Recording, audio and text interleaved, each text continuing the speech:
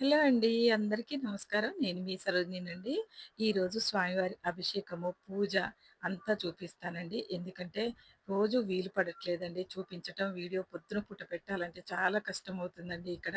ఎందుకంటే బయటికెళ్తారు కదండీ పొద్దున పూట అందరూ.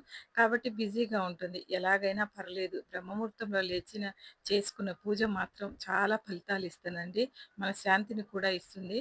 మనం ఏంటంటే అండి ఏదో ఒకటి ఆశించి మాత్రం పూజ చేయకూడదండి. ఎప్పుడూ కూడా స్వామివారికి మనం ఎప్పుడైనా ధూప ఆరాధన చేసుకున్న తర్వాతే మనం అభిషేకం చేసుకోవాలండి స్వామివారికి. ఎందుకు చేయాలి అని మాత్రం మనసులో కూడా కొద్దిగా కూడా ఆలోచన రాకూడదండి. ఇది మన ఇల్లండి. మన ఇంటి కోసమే చేసుకుంటున్నాం. మన పిల్ల, పాప, భర్త బావుండాలనే చేసుకుంటున్నాం.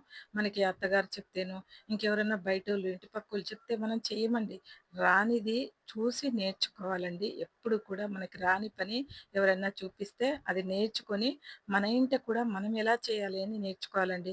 ఏదైనా ఒక వంట చూస్తామండి ఎవరింట్లోనన్నా పిల్లలు అడుగుతారు, "అమ్మ మా ఆంటీ వాళ్ళ ఎళ్ళినప్పుడు ఆ ఆంటీ ఆ వంట చేసింది కదా! మాకు కూడా చేసి పెట్టవా?" అంటారు. పూజ కూడా అలాగేనండి. ఎవరిదైనా చూసినప్పుడు మనం చూసి నేర్చుకుంటామండి. ఇంకా బాగా ఎలా చేయాలి అనుకుంటామండి. కొంతమందికి చాలా శ్రద్ధ ఉంటుందండి.